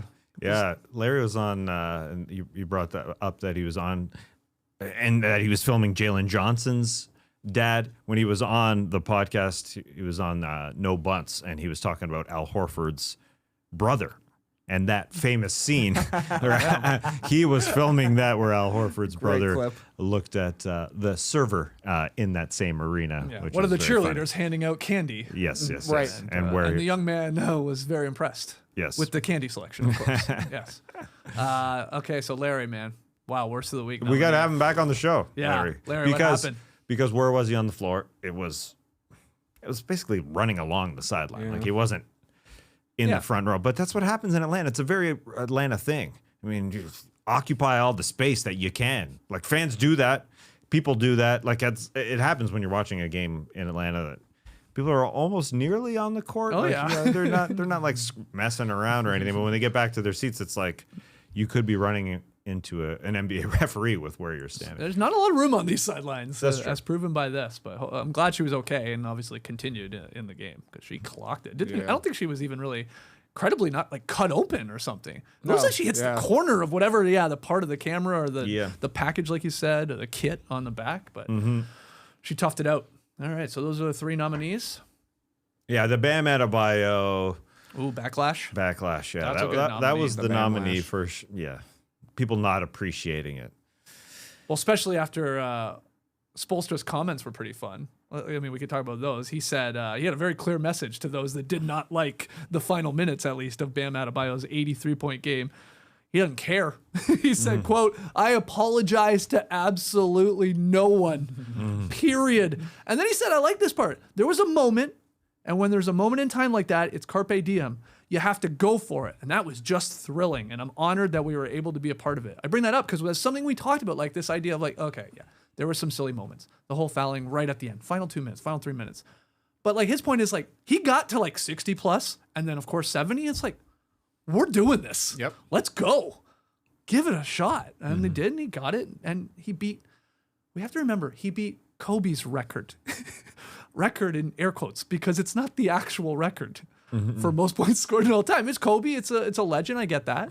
Yeah, you're going But for it is funny. It's a second place record. Yeah. You're not really The, going the modern record. modern record. Yeah, it's a good way to put Point it. line, you know? Yeah. Yeah. Hey, the way he said it, I thought was great. In that he was just defending his guy who's put the blood, sweat, and tears into that organization for almost a decade, Bam Adebayo. And he was saying, he's done that every single game. I think I can stand up for him for one quarter and just try and get to 82 points. He got to 83. Some of the Bam backlash got a little silly. I'm talking about columnists and talking heads. I think they went probably too far and like, oh my god, the game is done. We're cooked. Like, okay, Yeah. and people even admitting they didn't even watch the game or even a majority of the game and still having a lot of thoughts on it. Yeah, it's today's world, I guess. A lot of free throws. But I also did like what Bam said. He's like, if they wanted to stop me from getting the record, they should have doubled me before there was 9 minutes left. Yeah. Yes. Yeah. Exactly. There were things also they things could we have said here maybe on the done. show. Yeah. Because we were watching it. Because we were going nuts in the Substack chat there watching it all together. Yeah, we were watching another game, and when we were all doing the Substack together for Celtics and Spurs, and we tuned in late in this game, and I understand if people were doing that as well. Of course. Because it wasn't fun to watch a free throw. I'm not going to fault anyone not sitting down on whatever night that was, Tuesday or Wednesday night, going, all right, time for some Wizards Heat action, unless you were one of the fans of those teams. But as far as what once they he got watched. up to what he got to, Yeah, just appreciate it. But yeah, the free throws at the end, they weren't fun to watch. Okay, I'm saying, though, if you didn't watch it live, that's one thing. If you're going to have an opinion on it, you probably should go at least watch some of the game where he scored 70 points. Fairly normal, ethical, whatever the hell we call these things now. He was cooking them. Yeah. They couldn't do anything. He just kept barreling by them. Obviously was hitting threes early, put a lot of pressure on them, and they stunk. And and then again, okay, I'm just reiterating what we've already said. It's good. No, it's a good battle to have because there's two sides of this. People who like basketball and then people who are a-holes about basketball. People are just like, yeah, that was fun. Like I scored 80. Like I was booking a repair person. I told everyone that I have. I'm looking at this unit here in the garage that heats and cools our garage here, our studio. I had a problem with mine. I'm booking somebody to get in. The person on the other end brings up Bam Adebayo and says, "Those people online, they're just I hated them. They couldn't appreciate someone scoring points." So there's two sides, and I like that guy, and that's why I've hired him. That was my test. Did you like Bam? Did you like 80 guys surpassing Kobe Bryant? What do you think? How do you think about that? He liked it, so yeah, I said yes. Let's do this. Yeah, it's the biggest straight up story I feel like in the NBA this season. That happening, like it's the most chatted about thing. Every place you go, every basketball scenario you're in, people are going to bring it up and have questions about it. Like it's maybe the most news breaking thing that's happened since the Luka trade, probably. Yeah, I mean, I guess there's been a lot of talk about tanking. And but the reform and whatever. I don't think Tass's HVAC guy is asking about tanking. No, know? No, probably not. Did he? No. he's never. He's asking about He's a Brooklyn Nets fan, is he? No, he can't install a tank. He wasn't talking tanking. Yeah, that's a plumber. Plumbers has a lot of tanking thoughts. Yeah, they're only talking about tanking. All right, those are the nominees. Let's hear your pick. I mean, I guess 3-4 nominees if we include people that didn't appreciate Bam Adebayo's 83-point night. Let's hear from you guys. Who you got for the worst of the week? Great batch, Tess. Well, boy of the night. When we sat down here to start the show, it was sponsored by no one, but a last-second sponsorship came through. Last second sponsorship. Top Shot Hot Boy in the stream team today says, "Can I sponsor an upcoming Woe Boy on behalf of the World Central Kitchen? They accept many forms of donations." Yes, you can. Absolutely. And you just did. So thank you, Top Shot Hot Boy. Excellent. Woe Boy of the night. I mean, this is a good one. We had, 3 real strong nominees to keep the Oscar theme going here. SGA, of course, another fantastic game. Jokic, like you guys already said, what do you have? 31, 20, and 12. I'm somehow not giving it to him because I'm going with Luka. Scored a season-high 51 points in that Lakers win. He shot 17 of 31 from the field, 9 of 14 from deep. That's a lot of threes there for Luka. 8 of 9 at the free throw line, so very efficient. 10 boards, 9 assists, nearly had the 50-point triple-double. Yep, move that mouse cursor out of the way there. 3 steals and 1 block in 37 minutes played. Good game. You had to get that mouse off that wonderful photo of Luka. It's a good photo of Luka. That's picturesque, You see the tattoo. You see the release of the ball or the handling of the ball. Isn't that you nice? see their armpit hair. It's a good one. That's Putting up some big numbers right now. He's Yes. getting himself back into the first team All-NBA and MVP Yeah. ballot sort of mix. And for the first time ever, I think he's actually like trimmed a line on his beard. Looks good. cleaning up a little bit. Cleaning it up. Okay. Yeah, he's always just let it go. Pick 'em tonight. I'm 2-7. Test 7-2. Trey 6-3. Another L for me last night. Where are we going? Minnesota going into Golden State. Both teams have lost 3 games in a row. Minnesota favored by 6.5 in this one in Golden State. So playing with some points. I don't mind taking Golden State because they can lose by 6 or less. While you guys are riding the Wolves, got to win by 7 or more. Understandable. They need a win. Understandable, Both these yeah. teams do, but Minnesota probably more than the Warriors because Warriors are sort of where they are. Yeah. We're in our slot. The Wolves, man, you lose 1 game or 2 games or 3 games in a row, you go from anywhere from 3 to 6 in this Western Conference. So yeah, you're with me, TK. Got to win by 7 though, and you guys basically had this exact same line last night. I took the Thunder. They won, but didn't cover because you guys had the Celtics as dogs. Yeah, the Dubs, they do want to move up to 8th. So they're not far back from the Clippers at all. They're a game back. Oh, okay. Yeah, that's true. You want 2 shots. And to get the Blazers are not too far behind them, so Okay. they don't want to go down to 10th either. So they're playing close games, even though they don't have everybody. Well, Yeah. you're hot right now. You're 7-2, so back task. Maybe. Close games is the opposite of the Timberwolves. That's why I Yeah. was on Minnesota here. Their last 3 losses have basically all been blowouts. So they needed one, but they need a big win. I felt bad for you, Skeets, because the news came out after we made our pick for yesterday that no Derek White, no Jason Tatum Yeah. for the Celtics. Very short-handed, and they still kept it within 2. Yeah, It's like, I mean, sometimes you can't catch a break. sometimes that happens more often than not. Yes. I feel like Next man up. a big name or 2 is out of the lineup, and you're like, oh, they're gonna kill them. It's Yeah. like, no. The NBA has a lot of talented guys, and Absolutely. given Yes. 1 game or a more increased role, they can do it and step up. It's an entertaining game, but another loss for me. I'm struggling here in March. Okay, rapid fire time because it's the drop. JD, who is also suited and booted over there, at least from the waist up. Suited in Crocs. What are you talking about? Well, it's a fun visual for us because we can just see your baby blue Crocs underneath Yeah. the table here. But you look awesome, Hey, man. It's just from the from gut up. Yes, That's all yes, that you yes. see. Had So it. that's all that matters. So you got the questions, we got the answers. Yes, I have the questions this week, guys. We just talked about him. Bam Adebayo scored 83 points this week, which is amazing, obviously, unless you ask the internet. Guys, what's your biggest accomplishment that people look at sideways, Skeets? Probably that I have and we have recorded 4,000 plus podcasts. I think some people are, wow, that's impressive. And other people go, wow, you're a loser. A lot of podcasts. What are you doing? What are you talking about? So yeah, I would go with that. 4,000 podcasts as Tess what, goes and we're- gets a prop, I think. Here. We're Here nearly we at go. 1,500 as no dunks. Is that right? Yeah. I No, mean- we're over 1,500 as Yeah. no dunks. Oh, was it 1571? I Yes. misremembered. 1572 today. And then another 1,000 as The starters. starters. Yep. And then another with the Athletic. Oh, wait, I'm sorry. That's this is the yeah, Athletic. yeah. The Basketball Jones, what I was That's what saying. Jones was over 1,000. Yeah. Yeah. Yeah. So, It's a lot of I casts. think we're getting close to 4,000. I'm pretty sure. Yeah. yeah, easily. Anyway, that's people lot look of at you podcasts. sideways when you say that. Yeah. Yeah. Talk It- a lot. Especially before you tell them it's your job. The first 1,000 was like, yeah, that's the thing, right? The We first do get 1,000 paid. was like, what is a podcast? And now it's Yeah. like, oh, how pathetic. Now everybody you has have it. a- Yeah, so, yeah. yeah, me, you, and everybody else. Yeah, true. Tassie. What a swing. I think I can play the recorder pretty well, but people don't like the idea of someone playing a recorder. That's despicable. So when you hear something like this,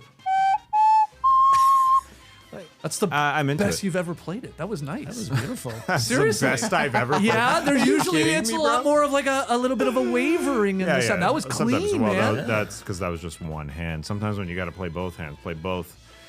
You got to go deep, deep in the capacity of notes. But listen, Mr. Bondarchuk, my grade 5 elementary school teacher, He had me play the soprano. He had me play the alto. He had me play the tenor and the bass recorder. Holy moly. What? Yeah, man. I didn't even know that was a thing. I know. When I say that, people are like, "What's that, man?" Sideways They at look that at one. you sideways, yeah. Yeah, the bass is awesome. It has like a mouthpiece on. Oh, that looks cool. That looks like it's made of PVC pipe. It does look like a pipe. Like you can knock somebody out. You'll be in the Blue Man Group before you know it. Yeah, but recorder's lame. Like you call it a flute, right, Skeets? I mean, people do. Yeah, I guess people I did. do.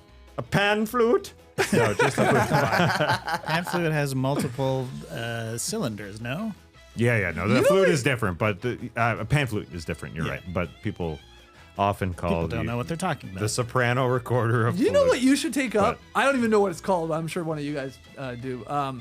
I see Jack Black sometimes play it when he's like on like Conan or I guess like one of the late night shows. It's like a kid's toy almost. It's like plastic. Have you guys seen it? It's like almost and like it has like a keyboard on it, yeah, right? yeah. I don't know we what should that get thing you is playing called. on that thing, but you blow into it and then it like plays something. Yeah, what is that thing called? Anyway, it makes a cool sound. Blow You in, never but seen it- this clip of Jack Black? playing? Melodica I'm is sure what it- that thing is called. Oh, yeah. okay.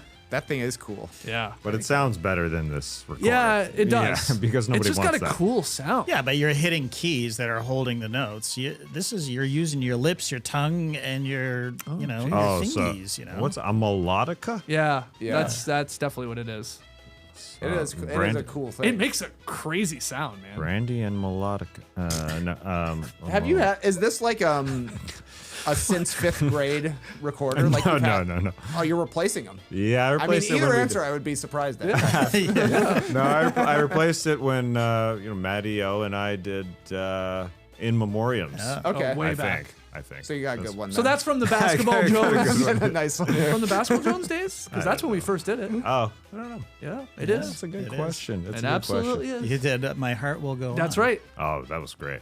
Yeah, I still have those notes. Matt writing down the notes of My Heart Will Go On. Beautiful. I still think about it, still play it. Bringing a tear to my eye just Yeah. thinking about it right now. You should perform at the Oscars on Sunday. I think you should. Okay. Trey, what's your biggest accomplishment that people look at sideways? I won a nationwide inventing contest when I was in kindergarten. Ooh. I didn't really invent anything. So come on, don't be so hard on yourself. No, you want to know what it was? I had to come up with a concept. It was called the Ultra Eye Drop Gun, and all it was a squirt gun with I had to make a non-functioning model, a squirt gun with a viewfinder on top of it, Right. tied to it with like a piece of metal. There's no way this thing would actually No, work, but they're like, wow, The thought is pretty impressive. thanks, man. I mean, I get it. why you were there at the end. Well, yeah, Or thanks. won. I guess 35 years ahead of my time. They still Yeah. haven't made one yet. They're Yeah. still trying to figure out the perfect technology. How can you watch the viewfinder, which is now obsolete, while squirting eye drops in your eyes? Right. We still don't know. People are still working the problem out. It's a good But concept, though. we do sort of still use a viewfinder when we go to the optometrist. And you do That's that true. one thing Yeah. where you're like, hey, look at that cool farm in the distance. That's a great You know what point. I'm talking about? That red barn Yeah, of farm, course. whatever, down the laneway. I love looking at that thing. That's cool. When it snaps into focus, love you're looking like, at it's that. very satisfying. It's very satisfying. Do you always think? I love Do you looking always at think? it. Are they going to change it one of these times? There's going to be like a little horse. Yeah. You know, and add something to it, really test us. Never. It's always the same. But it's sort of like Same a thing. viewfinder, yeah. Yeah, a little bit. Great. All right, next one. After deep scientific discussion this week, we determined that ice cream is officially good for you again. Yes. Guys, what's your ultimate, I know this is bad for me, but I'm eating it anyway, comfort food, Skeets? It's bacon. Yeah. Bacon, man. Bacon's good. Bacon is the greatest God, thing, yeah. but I'm sure it's killing me. It's like in our house now, it's like it's a goddamn treat if bacon's being made because Nora, for health reasons, like she knows I would eat it all the time, and she likes it too. Everybody likes. Well, most people Yeah. like bacon, but maybe not the most healthiest thing. But God, it's hear good, ya. man. It is. I So hear now ya. it's like a special treat, I know vegetarians Bacon that and eat waffles? bacon. Like, It's it's their one thing Can't that blame they 'em. just can't Can't give blame up. 'em. Really? Yeah. The smell of bacon. I'm in. I'm with you. I'm in on bacon. Okay, good. That's not my answer. Too. I had breakfast for dinner last night, and Oh, I love that. Love that task. I'm not What'd usually you a have? bacon fan. What'd you have? Scrambled eggs, Yes. bacon. Yes. I'm not really a bacon guy, but I don't know. It's easier to eat at dinner. Like 18 or 10 hours after Did you have breakfast. toast? You have toast? No. No toast. Low on the carbs. Just bacon and eggs. So that's Oh, good. pancakes. My bad. Oh, pancakes. Oh, Okay. no, there's the I carbs. can't forget Carbs those. Yeah. Yeah. Oh, We did great. bacon on waffles or pancakes. Let's go. Yes, a no little doubt. sweet, a little salt. Come on. Come on. Little maple syrup on that bacon. Why not? Oh, Yeah, of course. And if the maple syrup touches the eggs, that's fine. Oh, it's so that's totally fine. It's not a problem. Not a big deal. Let them touch. Tass, what's your ultimate? I know this is bad for me, but I'm eating it anyway. Comfort food.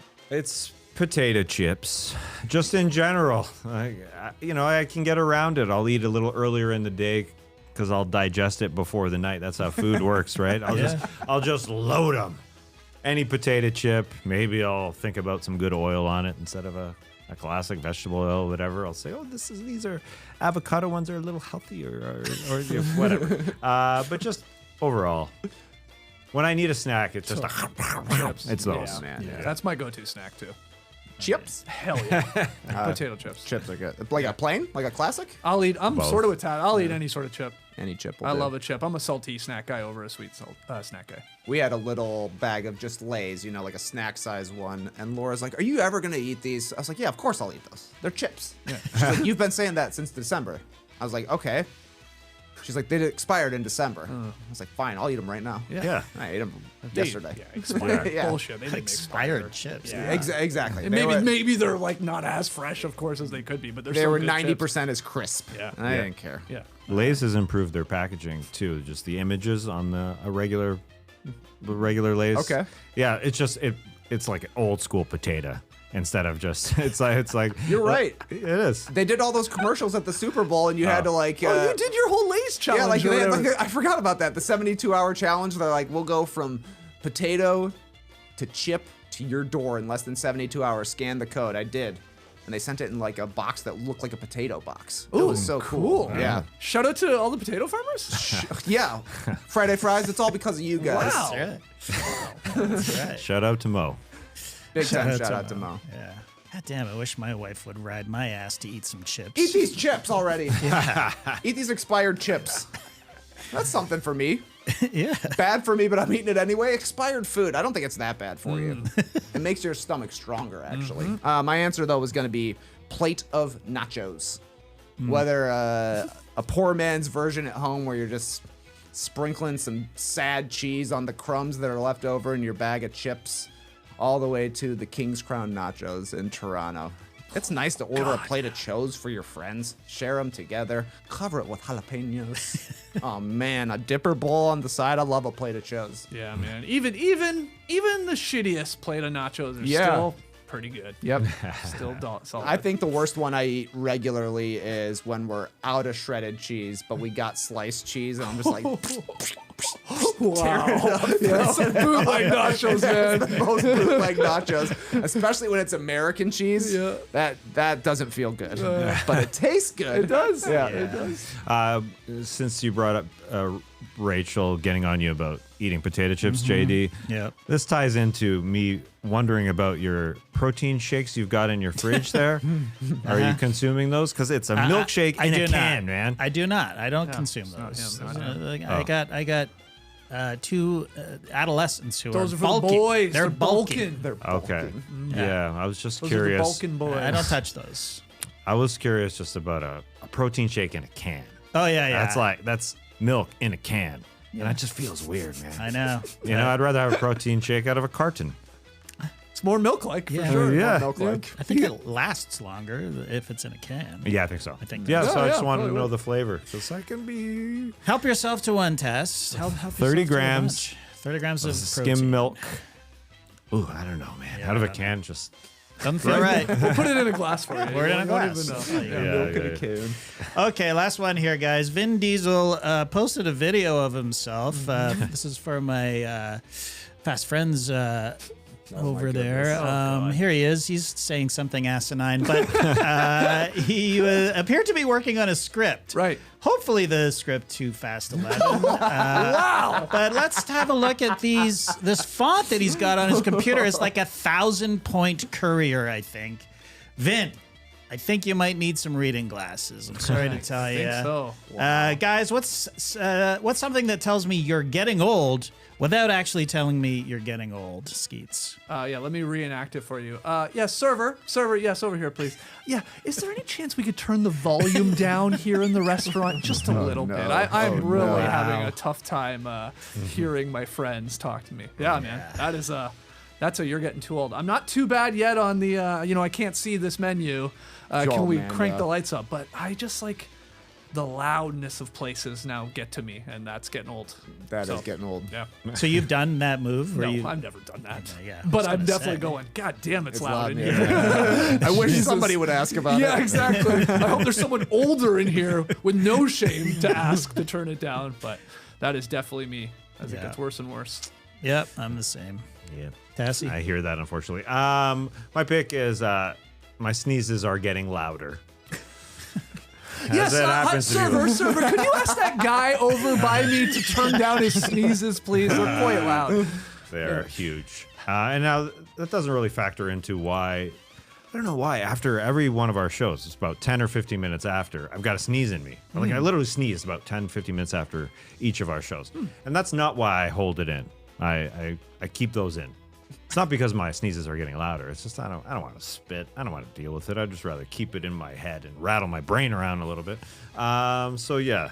But you're That's another actually thing. you're saying something I never thought of. So you think that the older you get, the louder I your think so. sneezes get I for think so. everybody. Okay, I hadn't thought of it. Yeah, me neither. I mean, my grandpa sneezes loud as shit. You're not wrong. Nobody sneezes louder than Rachel. Trey is pretty close. Yeah, that. Hey, thanks. Yeah, there are exceptions for sure. Yeah, we hear it. We can hear it in here in the studio from time to time. It's Rachel like a letting it rip. shriek. You know what I mean? Yeah, she has a high pitch almost. Yeah. Yeah. I swear, I think people do. Our ears get bigger, our noses get bigger, Yeah, and your we noses sneeze get louder. bigger, the more power in said sneeze. Yeah. Trey. I wake up in the middle of the night to pee now. Welcome to the club. Yeah, that's Yeah, I used to just sleep through the whole night, but now it's like guaranteed I'm going to wake up at 3 a.m. Oh, you're like middle of the night. do yeah. a quick pee and go back to bed. Yeah. I literally told my mom, who by definition is older than me. I'm like, yeah, I wake up and pee in the middle of the night now. She goes, okay, old man. It's like, geez, mom. Yeah, come on. How dare you? On one hand, that's good. You're probably drinking a lot of water. Yeah. Like you're staying hydrated Yeah. enough. Yeah, so that's good. Yeah, but hold it. sucks. Yeah. yeah, It does suck. my urethra is weakening. Yeah. Yeah. Well, Can you get urethra strengthening surgery? it's not that. It's your I know, bladder I is know. getting, your prostate is getting big. That's all. Yeah, I'm worried about that too. JD, do you wake up in the middle of the night to pee? Yeah. Yeah, because you're a big guy. You can't even go on like a 3-hour flight without getting up there. That's exactly right. Yeah. Yeah. So it's yeah. I've sometimes in the past I've like purposely dehydrated myself Yeah. before bed, which is a terrible idea. But it gets you through the night. But then it's just like, yeah, I might as well. Are you at least good at like coming back to bed and going right to sleep? Nope. Oh, that sucks. I am. Yeah, For me, so it's am I. almost like I'll be tossing and turning, and I think it's my body just waking me up. Go pee, man. Yeah. And I go pee, and I'm like, it's so nice. Empty. Nice. Finally empty. But then you come back and you're zonked out right Yeah, away. yeah, yeah. So I can go not back you, to JD. bed. You struggle. Oh, I God, struggle with that. That would suck. Have you ever pulled the Lee Ellis pee method? The EP. the middle of the night. Well, I've like- certainly tried it. Once Lee hipped us to the ways he does it. For those that don't know, the Facing- Lee pee facing is the to basin. mount the toilet, sit down on the toilet facing the tank, and pee. AC Slater style. Yes. And And he did always This say is- it happened during. Usually, he would do it during the middle of the night to make less noise or less make commotion. less noise is right. I think he said he maybe did it in the dark too. Did he not? Yeah. Yeah. It was something like about that. Yeah, I guess he didn't want to wake up. I don't know, somebody, Roxy the kids or something. It's Yeah. logically Yeah, it doesn't really yeah, make sense. yeah. Like light turn on, I get it. yes. Yeah. And I can actually see The stream the would volume be yeah. difference. Yeah. Yeah. But no. You sitting down is gonna Yeah. be quieter. Yeah, I don't but know why you have why to mount it that why, way. Why forward? Why not Yeah. just sit Yeah. and pee? That's the unknown That's part always of the been method the for question sure. about the Lee. yeah, I mean, you'd have to be completely nude from the waist down, right?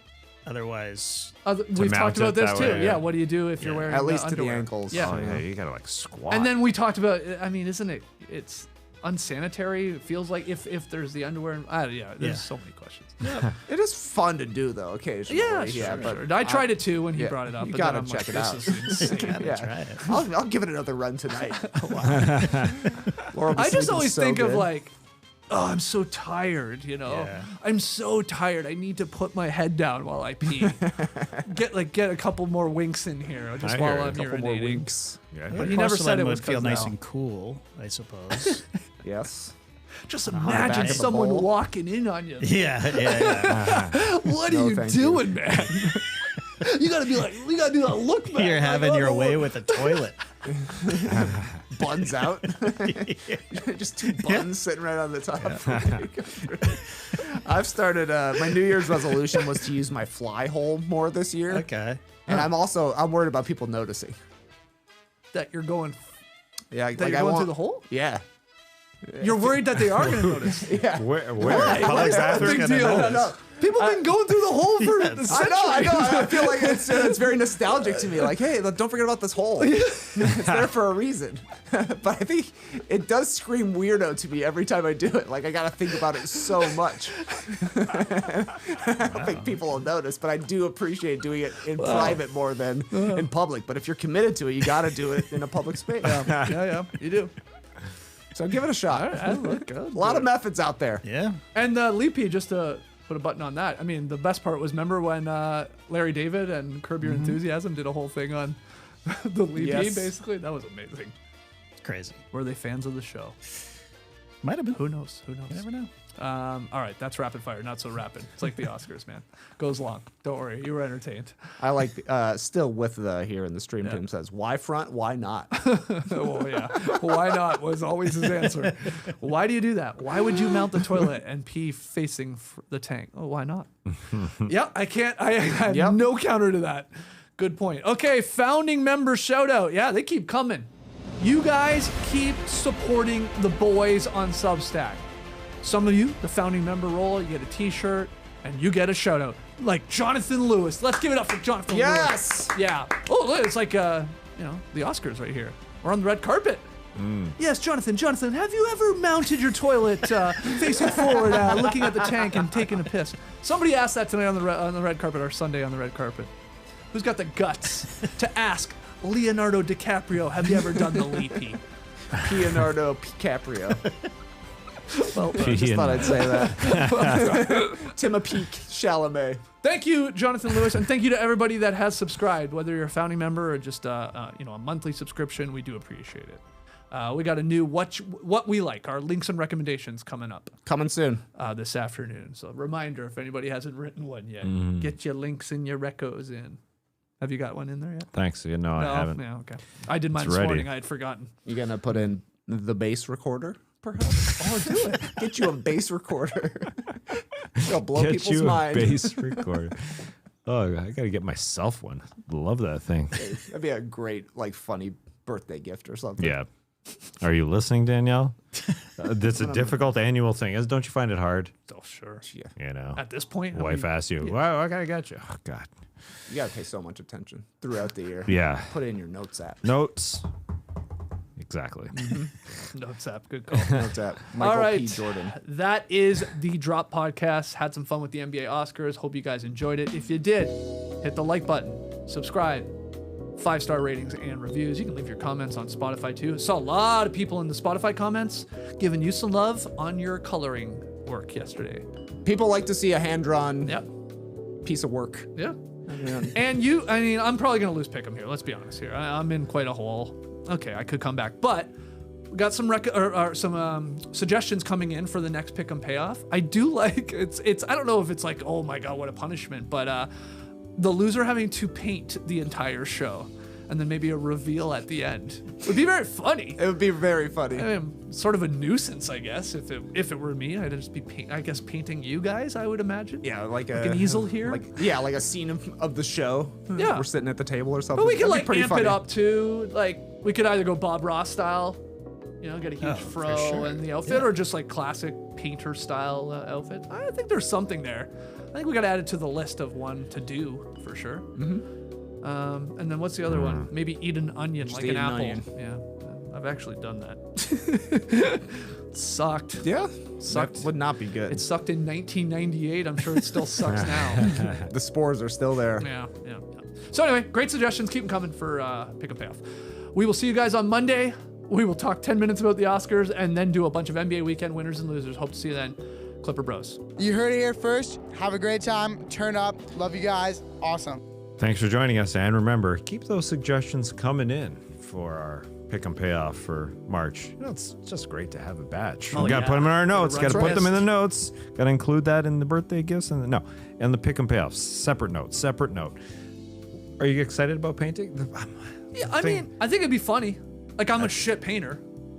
Like, it would be funny to see the reveal and then to like have the artwork hanging on the set. Well, I was gonna say, afterwards. I mean, we could also auction it off, Wow. raise some money for a good cause. That's Maybe nice. there's something we can do with it. Paint across America. Yeah. Yeah, it's kind of like when, in a similar way, when Lee was getting a haircut during an episode of our show. Yeah. And there was a reveal. The at reveal end. is the best part. Yeah. That's the best part. Yeah. You couldn't put his haircut on a wall though. That would have been good. We should have taken a photo. We could have taken a photo. Put You're his right. haircut on the wall. Put that in your notes app, please, next time. Okay, we'll see you guys on Monday. Embrace the weekend, people.